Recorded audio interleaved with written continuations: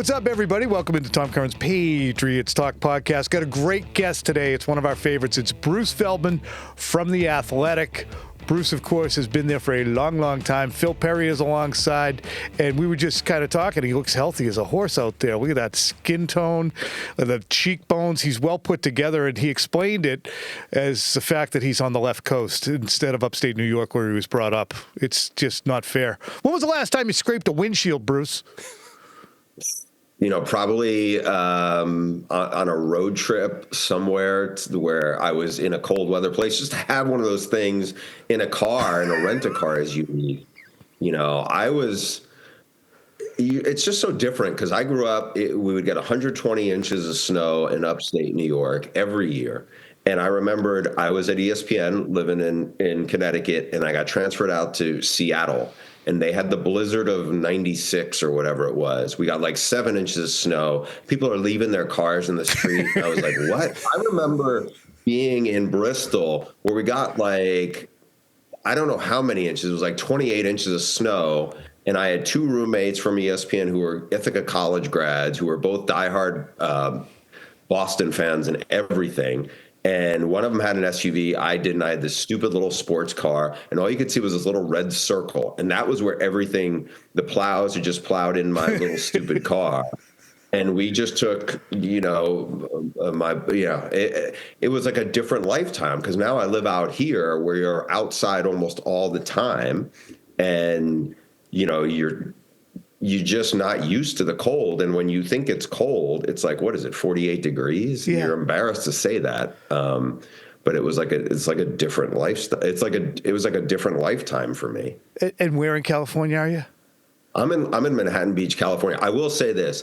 The one thing I feel for my kids that they will never experience the joy of a snow day. And again, Phil's younger than us. I will say this. Back in the day when the weather forecasts were different and we didn't have the internet, there was so much. I still miss the days of being able to flip on the outside lights at night and see if the snow is actually coming down, and then whether we're a 1 hour delay, a 2 hour delay, or not have to go at all. That you can't replicate for a little kid. Yeah, they may have beaches. Yeah, they may have perfect weather and they get to play outside all year round, but they will not know the joy of a snow day. Something else, isn't it, Phil? It's fair. Although I think I might be willing to make that trade-off, Bruce.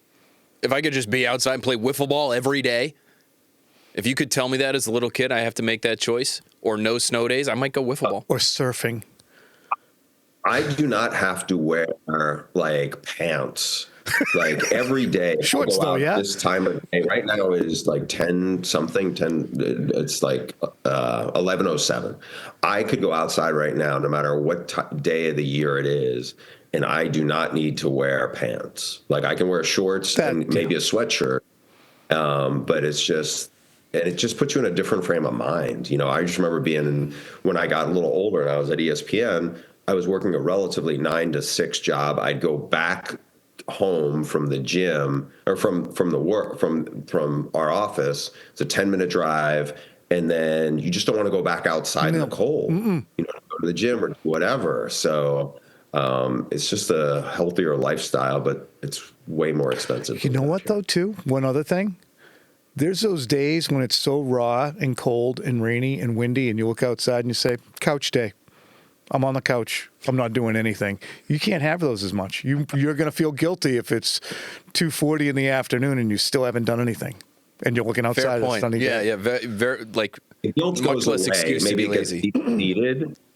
But I'll say this, one of my favorite games this year, we flew into Columbus on a Thursday for an Ohio State game. I met some of my buddies, and I watched a Thursday night game. I want to say it was the Browns-Steelers in the snow. It was one of my favorite games I've watched. I don't know, it was a relatively meaningless game, but just the idea of seeing snow, I still have such warms my heart. Plus, I don't have to be out there in it, so I can sit there on my couch and watch it. So, and the Browns want to move inside. All right, let's get down to business here. Your mock draft, do you do millions of them, or is there just kind of one and then another later on?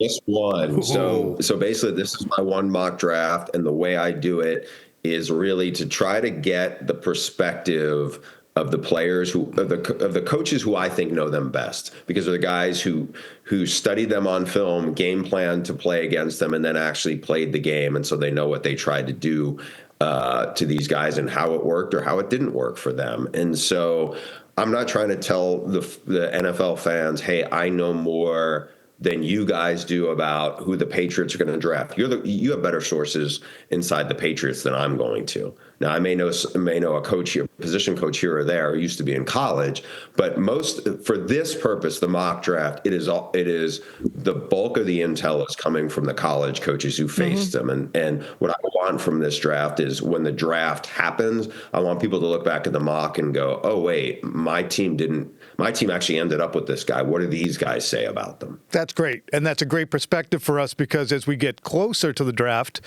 we're going to go through all the different dynamics of what could potentially happen at number 4. But you kind of have it by rote, as people have been talking about for the last week or so. You have Cam Ward at 1, going to Tennessee. Number 2, it's going to be Abdul Carter, edge, is going to go to Cleveland.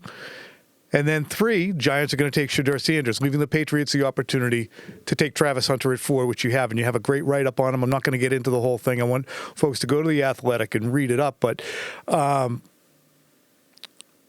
is Travis Hunter as elite as he is portrayed to be, or is he elite because of the lack of an upper crust around him in this draft, Bruce? No, I think he's truly elite. I think he is a rare talent in terms of, he's got elite ball skills. He's got elite change of direction, elite burst. And I think the gas tank is like nothing we've ever seen in college football. And what I mean by gas tank is his ability to make remarkable game-changing plays late in the game, because he is playing both ways, at a way nobody's ever played it. You go back, obviously Charles Woodson, great player. He was a great cornerback, and he dabbled on offense. Champ Bailey, great cornerback, dabbled on offense. The only guy I can remember who played cornerback and wide receiver at a pretty high level in the last 30 years in college football is Chris Gamble at Ohio State. But Chris Gamble he was a good cornerback and a good receiver. This guy is a great cornerback and a great receiver. He is much better at it. He's also at a time where Ohio State wasn't throwing the ball that much, 20 years ago. Don't let Breer tell you otherwise. Chris Gamble was not. And just to underscore, before we just to underscore that, he was the Bolitnikoff Award winner as the best wideout, and the Bednarik Award winner as the best defensive player / cornerback, defensive back. So it is unprecedented. Yeah, and the thing about him, so his defensive coordinator at Colorado, Robert Livingston, knows the NFL really well. He spent a dozen years with the Bengals. He was a longtime scout who eventually became their safeties coach. And I had asked him, I said, what do you think Travis would run if he runs at the combine, which we kind of knew he wasn't.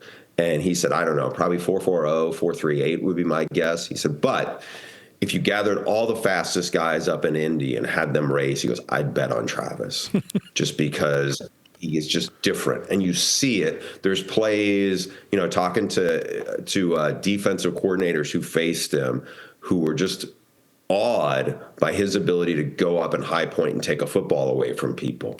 And, like everybody I've talked to, he's the guy. Now, if he was in last year's draft with Caleb and Jaden Daniels and Drake May, and there was obviously high-level quarterback prospects, much deeper and better than what we have this year, I don't know how high he would go. I don't know. But I think he would still be probably, depending on need, if not everybody was desperate for a quarterback, because I think that's a function of the position. But I think he is a legit top 5 talent in any draft. This is a really good draft for D linemen. It's not a really good draft for quarterbacks. But if you get him, and look, the Patriots is almost ideal. You have what you think is your franchise quarterback in Drake May. Now you get somebody who's rare if they get him. Mm-hmm. Again, I don't know what's going to happen with the Giants at number 3. When I turned in this mock draft, that was before the Giants signed Jameis Winston. It's a very intricate, complicated system for a young quarterback to pick up.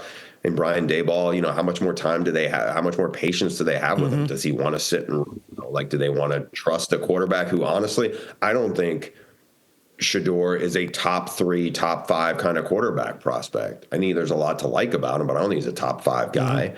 But it's a quarterback need, and now it seems like they filled their need. Bruce, the next name in your mock draft is a name that Patriots fans like Hunter are hoping falls to them at 4. It's Abdul Carter. And again, I don't want to give away the full write-up, but I love the comp that one of your sources made for Carter because it's a comp that I've heard as well. Everybody makes the Micah Parsons comp, and we get that. But Von Miller is a name that has come up to me in conversations with NFL coaches that have scouted Abdul Carter. You do such a great job with your freaks list every year. Is he that level freak? Is he Micah Parsons, Von Miller level athlete when you look at him? Because the one thing that's sort of interesting about Carter, he's dealt with some injury during the pre-draft process and everything else, and so we just don't have the same types of testing numbers that we had for Parsons, for instance, which were off the charts. Yeah, I think he is in that wow elite freak athlete in terms of his get off, his ability, his explosiveness. And I would say this, if you ask me of all the, I've been doing the freaks list 20 years. If you ask me who has the most sterling track record of what they've told me to what their athletes did at the combine and in the draft process, it's Penn State. I'm not saying Penn State is the best program in college football. That's not what I'm trying to say here. What I am saying is when they tell me a guy has done this, and this in their testing program in the off season, a year later, 2 years later, whenever that athlete gets to the combine, they back it up. I mean, I've seen it. I can go down the list. Saquon, Mike Gesicki, you've seen it. Chop Robinson, Owe. When they go through that draft process, Micah Parsons, those guys match up, and they have a track record. And also, those coaches have seen. You just mentioned Chop Robinson. You mentioned Owe, you certainly mentioned Micah Parsons. They know what elite looks like in terms of that. And so they've seen it with Abdul Carter. I think the things that would get me excited about him from talking to the coaches who studied him is they saw him get a lot better over the course of the year. Remember, last year was really the first season he played primarily as an edge rusher. He'd been a linebacker, an off-the-ball linebacker before that, and so he really got a lot better. And even as I think you said, he was banged up late, in the season. There was a question whether he was going to play in one of the playoff games. Well, when he played in that playoff game, he was super disruptive and impactful. He didn't look like he was hurt at all. So I think there's a gap between him and this other group of edge guys. I think he's a little better than the best of the rest of them because there's less questions about him. And again, the Von Miller comparison came from a Big Ten assistant coach who used to coach in the NFL, who knew way too much about Von Miller and what made him, and also knew a lot about what Micah Parsons' game. And he said Micah Parsons' game isn't how he wins is much different than how he thinks Abdul Carter plays. Let's stick with Penn State. I want to talk about that group after the 3 prospects we presume could go top 3 and get into some of the players, not Travis Hunter, not Abdul Carter, and not Cam Ward, because I think that Patriots fans, in hearing perhaps that those 2 players will be gone, are starting to get long faces. And I think it's important to remember that you're still kind of getting the pick of the litter of everyone else. And in that vein, I look at Tyler Warren. I want to stick on Penn State, because I think the tight end is an undervalued position at the tops of drafts when you look at the contributions of a Sam Laporta or a TJ Hawkinson or last year a Brock Bowers or even a Dalton Kincaid. How good is Tyler Warren? Would the Patriots be lampooned if they took him at 4 if they couldn't find a trade partner down? I don't think they would be ripped apart for that because he's a really gifted athlete. He's every bit of 6'5", 255, could be 260, played quarterback at high school. This past year, Penn State had a new offensive coordinator, Andy Kotelnicki, and his priority, it seemed to be, was let's get this playmaker the ball as much as possible. against USC, which wasn't a great USC team, but they got him the ball. He had like 20 touches. It was insane how much they utilized him and leaned on him. Now, they did not have very good receiver play. They got him the ball sorts of different ways. I think what you'll see in him is a guy who's just really athletic, who keeps getting better and better. Going into the year, the tight end in college football, and especially in the Big Ten, who most people thought was the best prospect, was Colston Loveland from Michigan. Colston Loveland is a little more of a fluid athlete. He's not quite as big. I mean, he's as tall. But Colston Loveland played on a terrible offense this past year at Michigan. He was really the only dynamic weapon they had. Teams weren't worried about the receivers. They really weren't worried about the quarterback throwing it. But Warren, I feel like, and the people I've talked to, really elevated, and he became the guy most people I've talked to think is the better prospect. Could you get Warren at 9 or 10 if you traded down a little bit to boost? My guess is probably. I wouldn't see the Raiders, for instance, 2 picks later trying to get him. I just don't know how that plays out for them. Again, I think he's a legit top 5, top 10 kind of talent. It's just, can you address another need there at 4, if, in addition to him? Because this is, I think, is a really good tight end draft. Elijah Arroyo from Miami is a big play receiver who runs like a receiver, who this past year was the first year he was really healthy, and he exploded. Big time player.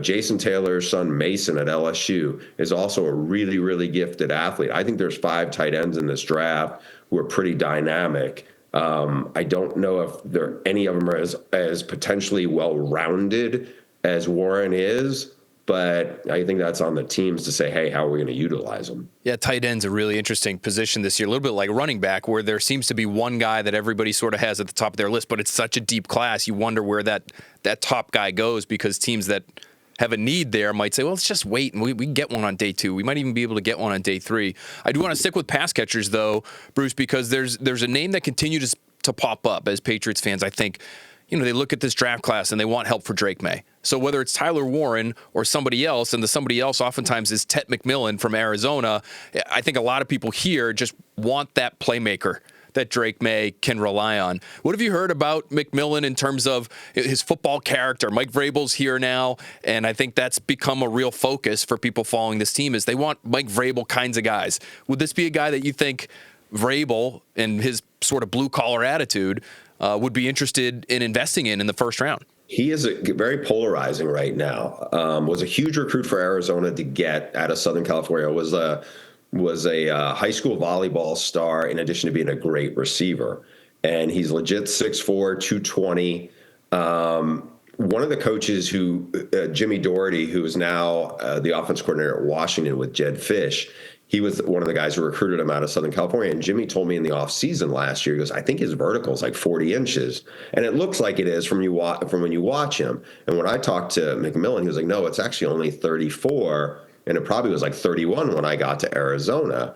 And he said what he thinks people don't realize is it's really his timing more than anything else. And if you watch a lot of volleyball players, it's not a vertical jump, it's like a more 1, 2, 3 step jumps into it. And I think that translates really well into his ability to make contested catches and crazy, you can watch him. He's one of the few guys who caught a touchdown against Travis Hunter in the red zone. It was actually 2023, not this past year. But the coaches I spoke to, it came up like sometimes people think he's lazy because they see him on film where it doesn't like he's really doing much. And this one coach who I have a ton of respect for, because of like the things he has said about players, and you track it and see, okay, his evaluations are usually really good. He said they were doing everything they could with this guy. He never came off the field. So yeah, there's going to be plays where he's not going to go 100%. And especially if he's not in the play, but everybody knew he was the go-to guy. The other thing I would say is Jed Fish, who Patriots fans know well. Jed Fish has spent a lot of time in the NFL and has seen a lot of pretty special athletes. He said this guy's the best athlete he's ever seen. His hand-eye coordination, the best he's ever seen. I don't know. Taking him in the top 5 is is, pretty big investment, but especially for a guy who is not going to run a 40. I don't know if his, does he run 4.59? Does he run 4.65? I don't know, but the 50-50 balls with him are more like 90-10 balls.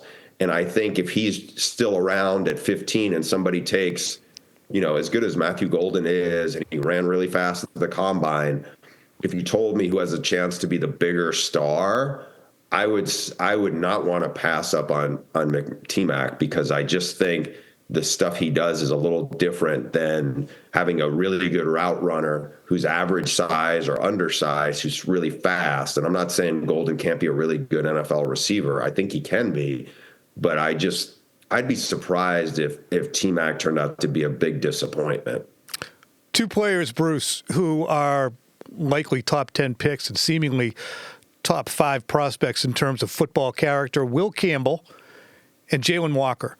Both of them have, I guess, mitigating circumstances in that when you look at Campbell, he's got shorter arms, and with Walker, you're still trying to, is he an edge guy? Is he a linebacker? He's a hybrid, it seems. So what would your thought process be on either of those guys at 4? Because I'm, again, starting to focus on the notion that Hunter and Carter are going to be gone. So who are some of these options at 4 who you wouldn't have to apologize for taking? Yeah, I think if Will Campbell's arms were like a half inch longer, nobody would be saying anything. I mean, he went up against a lot of high-level edge rushers and did really well. He's good in the run game. He's a pure football guy. He's more athletic than I think people give him credit for being. He's a legit top 10 pick. I think he's a really, really good football player. I think Jalon Walker is a tad smaller than probably people, would like. Mm-hmm. But I think he was just a disruptive, dominant player who was one of the probably 5 best college football players in the country last year. You look at what he did against Texas. Texas has 2 first-round talents at offensive tackle. One guy Kelvin Banks, who will be a first-rounder, I'm pretty sure of this year. The other one should have probably stayed one more year at college, but he was very talented, and Jalon Walker just destroyed those guys in 2 games.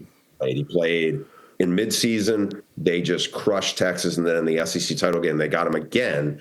And I think he's really, really gifted. I think he's a top 5 kind of player. I would be shocked if he's not a Pro Bowler guy. I think he's just pretty special. Those guys I think are about as good as you're going to get in this draft. Again, he's not edge rusher wise. I think Abdul Carter is better than him, but he's the only one I think is better than Jalon Walker as an edge guy. And Jalon Walker also is really good as an off the ball linebacker. Yeah. I mean, I'm not saying he's Micah Parsons, but like Micah Parsons can do a lot of stuff. He's probably the next best thing to Micah Parsons that we've seen come out. It just seemed, in listening to every interview with him, and you've probably talked to him, he's just, I mean, there's some football character guys, I think, that would definitely fit with Mike Vrabel, Phil. Yeah, I think both those guys that you mentioned, right? Walker and Campbell, I think both those guys would be A+ across the board when it comes to the intangible stuff. Bruce, last one for me. I did want to ask you just about a couple tackles, Big Ten tackles. You obviously watch a lot of Big Ten football. It would be Josh Conerly and Josh Simmons. So a couple Joshes at left tackle from the Big Ten. Do you have one guy that you hear more about in terms of being like a true franchise cornerstone type of piece? Because, again, the way we've been talking, assuming those 2 really blue chip guys are off the board, if they don't get their tackle there, if it's not Will Campbell at 4, it's probably soon thereafter. So should they be attacking one of these guys, maybe trading back up late into the first or early second round? Yeah, my guess is Conerly is more likely to be there a little later. It's interesting because they have 2 different backstories. Josh Conerly was the 5-star guy who got a big NIL deal to go to Oregon, and whereas Josh Simmons started out at San Diego State, did really well. The coach who ended up getting him, Justin Fry, former BC O-line coach who went to Ohio State, now is the Arizona Cardinals O-line coach, knew him from recruiting him at UCLA. Josh Simmons, I think, if he was not hurt, ironically enough, against Oregon midseason, I think he would have been a top 15 pick.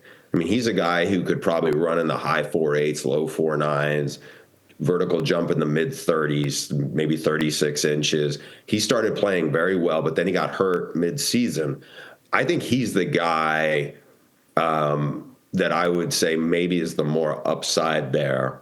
Again, he's not as polished. I think Conerly, though, played in a different style of offense. The Ohio State offense, to me, probably translates better to the NFL. I think Simmons would probably be the one I would roll the dice on more of the two of them, just because I think the upside and the athleticism is there. Again, he got hurt and missed half the year, but I think that the way he was trending to be a top 20, top 15 kind of pick if he could have stayed healthy. Bruce Feldman, we took you for much more than the 15 minutes, but we did kill 4 minutes at the top with reminiscences of the Northeast. So which really was fun, though. I mean, we couldn't excise that from the conversation. Yeah. It was a good time. What happens now out there? What are you going to do? What happened? You're going to go outside, aren't you? I am going to go outside. It's like a beautiful day. Yeah, I mean, literally every day. So, my kid just turned 11. He has a ton of sports, and it's like, whether it's soccer or football or, about the only thing we don't do, is like you're indoors. Everything is outside. And so, I mean, you feel, your kids are kind of spoiled by the weather on this. I mean, look, what they don't get is they didn't get to play 5-yard line in the snow or those kinds of things, which I do miss. And I have a fond place in my heart, even though I couldn't handle it if I was outside right now at this stage of my life. Well, neither can I, and I'm trying to. Bruce Feldman from The Athletic, thanks so much. Check out his mock draft, and we really appreciate your time and insight and your patience. Thank you, Bruce. Thanks, guys.